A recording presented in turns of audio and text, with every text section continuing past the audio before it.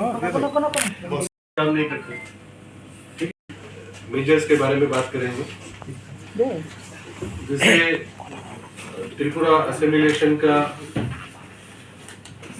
जो time limit है हमारे असेंबली का वो 22 मार्च 2023 है। तो करीब 6 महीने से पहले हम इलेक्शन की तैयारी करते हैं।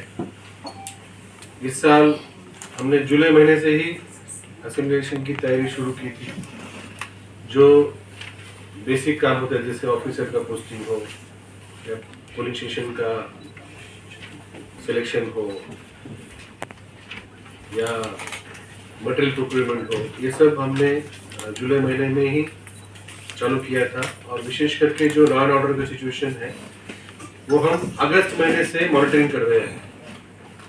फिर उसके बाद नवंबर में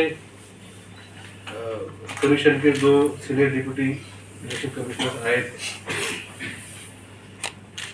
तो उसमें ही ये डिसाइड हुआ था कि त्रिपुरा में जो पैरामिलिट्री फोर्सेस का डिप्लॉयमेंट इलेक्शन डिक्लेयर होने से पहले होगा। और फिर जो नॉर्मल जो हमारे सिक्योरिटी मेजर्स जो हम लोग करते हैं वो हमने फॉलो किया।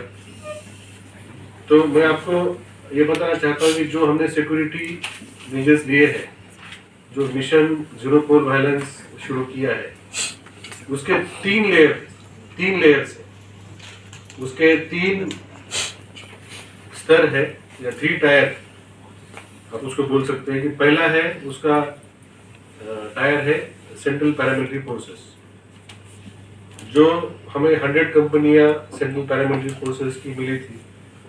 वो 28 दिसंबर 2022 को आई थी। तो ये 100 कंपनीज हमने पिछले 1.5-2 साल का 2021 और 2022 का जो त्रिपुरा में इंसिडेंट जितने हैं उसका एनालिसिस किया था। और लास्ट इलेक्शन का भी 2018-2019 का भी एनालिसिस किया था। उसके मुताबिक ये 100 कंपनीज को हमने डिप्लॉय किया था। फिर इलेक्शन डिक्लेयर हुआ 18 जनवरी को। उसके पहले ही और 100 कंपनियां हमारे पास आई। तो उनको हमने डिप्लॉयमेंट किया था उन जगहों में जो पहले राउंड में डिप्लॉय हो नहीं पाए। लेकिन तब तक पूरा का पूरा एरिया जहां हमें एरिया डिप्लॉयमेंट करना है और जहां पे कॉन्फिडेंस बिल्डिंग मेजर्स करने हैं, जहां पे हमें वायलेंस होने की संभावना है, तो ऐसे स्तरों में की गई थी। उसका आपने काफ़ी अच्छी तरीके से कवरेज भी दिया।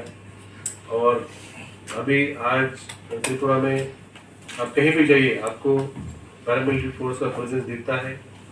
गांव के लोगों को दिखता है, शहरों में दिखता है। और अभी नाका पॉइंट्स और फ्लाइंग स्क्वाड भी हम लोग पैरामिलिट्री फोर्स के मदद से कर रहे हैं।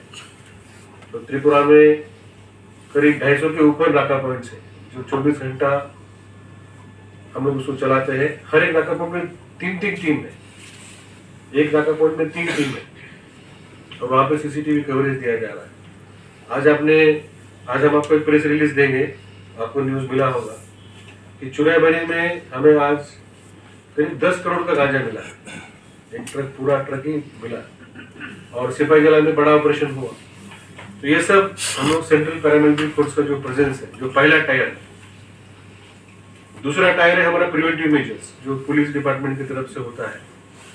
और उसके बाद ये 2 टायर काम करने के बाद भी अगर कुछ वायलेंस हुआ तो फिर उसके ऊपर हम लोग रिस्पॉन्स देते हैं पुलिस की तरफ से। तो अगस्त महीने से जैसे मैंने बताया आपको कि हम लोग ये सब चीजें मॉनिटरिंग कर रहे हैं। तो जो आईजी क्राइम है और स्टेट पुलिस रूरल ऑफिसर है जीएस राव साहब, मैं उनसे रिक्वेस्ट करता हूँ कि वो जो हमने प्रिवेंटिव मेजर्स अगस्त महीने से लेके आज तक लिए हैं और जो रिस्पांस हमने कोई इंसिडेंट को दिया है, जो 2 टीयर है, ठीक है। उसके बाद उन्होंने कुछ समय के लिए रास्ता रोको किया है, लेकिन कोई भी लॉ एंड ऑर्डर अपने हाथ में ना ले।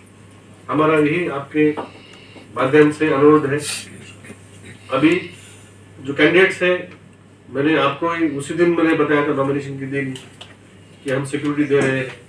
कल भी सिमना में जो घटना हुई तो हमारे गार्ड कैंडिडेट के साथ थे, इसके वजह कैंडिडेट को कुछ हो नहीं पाया और हमारे गार्ड ने ही पुलिस और स्पोर्ट्स को खबर किया और उनको बुला लिया और एक्शन हुआ। जहां पर भी ऐसी घटना, जैसे उस दिन टकर जिले में घटना हुई थी, तो कैंडिडेट के पास ही उनके साथ ही हमारे पीएस होते। तो अभी हम इलेक्शन एजेंट को भी हमने ट्रैकिंग करना शुरू किया है। जो कैंडिडेट इलेक्शन एजेंट को अपॉइंट किया वो भी ट्रैक कर रहे हैं। जो स्टार कैंपेनर है उनको भी हम लोग एडिक्वेट सिक्योरिटी दे रहे हैं। इसमें हमारा काफी बड़ी संख्या में आप लोग पैरामिलिट्री फोर्स, जैसे आप कोई रैली देखते हैं या रोड शो देखते हैं तो उसके साथ में बहुत बड़ी मात्रा में आप लोग पैरामिलिट्री फोर्स भी देख रहे हैं।